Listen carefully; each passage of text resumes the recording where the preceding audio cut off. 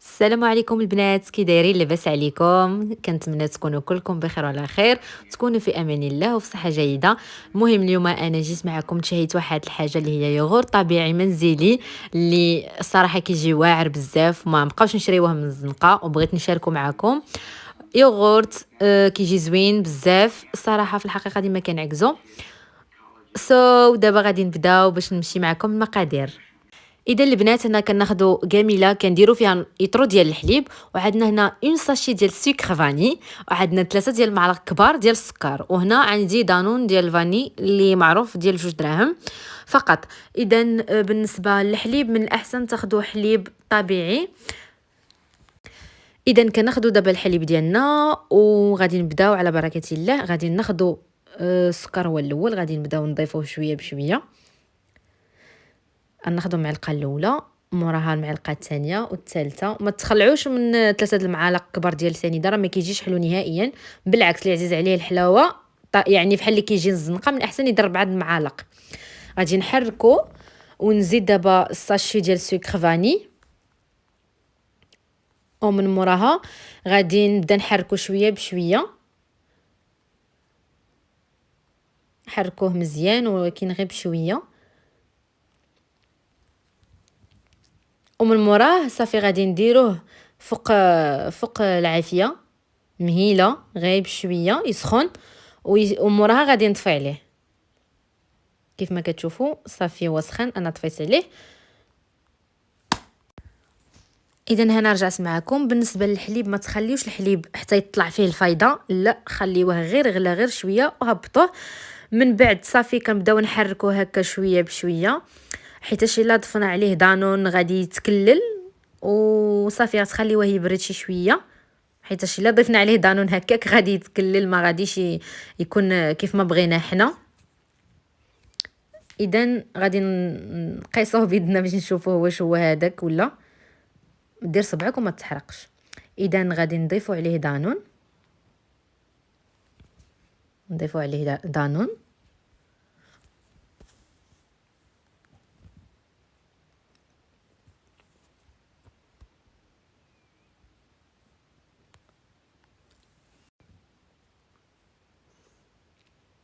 كيف ما كتشوفوا صافي من بعد ما ضفنا دانون كنبقاو نحركوه شويه بشويه حتى يتجانس لنا المكونات كامله مع بعضها.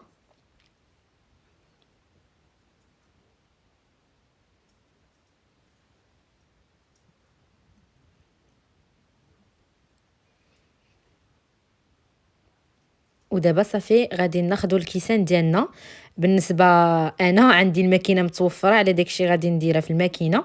بالنسبه للناس اللي ما متوفراش عندهم الماكينه، غادي نوريكم طريقه كيفاش غادي ديروا لا من بعد. كيف ما كتشوفوا عندي هنا الماكينه فيها الكيسان ديالها بحال هكا، كتجي ماكينه الكترو. صافي كناخذوا الحليب واللي صايبنا، ومن بعد صافي كنبدا نكبوه في الكيسان ديالي.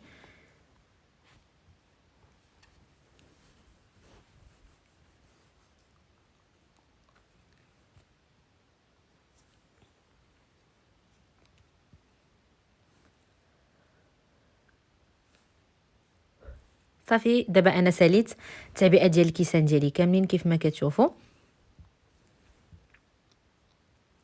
غادي ندير لهم الغطاء ديالهم.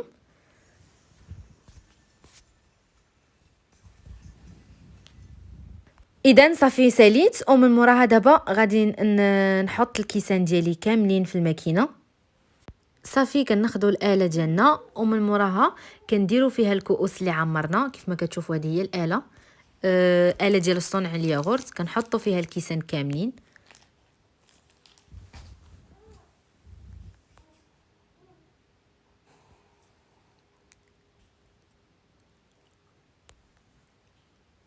وموراها كنديروا عليها الغطاء ديالها. وبالنسبه للاله ما خصهاش تحرك وتحط في شي مكان اللي ما غاديش يقيسوه الدراري الصغار ولا شي حاجه. كنخليوها من 6 حتى ل 8 ديال الساعات، اولا 9 ساعات هو اقصى حد. اذا كيف ما كتشوفوا ها هي كيفاش كتكون. وموراها كنحطوها في الثلاجه وكنخرجوه كيف ما كتشوفوا كيجي دانون طبيعي خطير، ما غاديش تستغناو عليه خصوصا في رمضان، غادي تبقاو ديروه يوميا. كيف ما كتشوفوا كيجي عاقد عاقد، احسن حتى من دانون ديال الزنقه. هانتوما كيف ما كتشوفوا كلشي على عينكم دابا، ما كاين غير الحداقه في هاد رمضان. كيف ما كتشوفوا انا غادي ناخذ معلقه ونوريكم كيفاش كيبقى كيفاش كيجي عاقد، كيجي غزال خطير بزاف بزاف بزاف. وبالنسبه للناس اللي عزيزين عليهم الحلاوه يمكن لهم يضيفوا 4 ديال المعالق ديال السكر، اولا تقدروا ديروا غير 3 ديال المعالق كبار ديال السكر، او من موراها ديروا معاه شي سيرو هكا ديال الرمان ولا شي حاجه. شوفوا كيفاش كيجي زوين بزاف. كنتمنى تكون عجبتكم الوصفه، وتخلي سبسكرايب وجيم تفعلوا جرس الانذار. كنبغيكم بزاف وتهلاو لي فراسكم.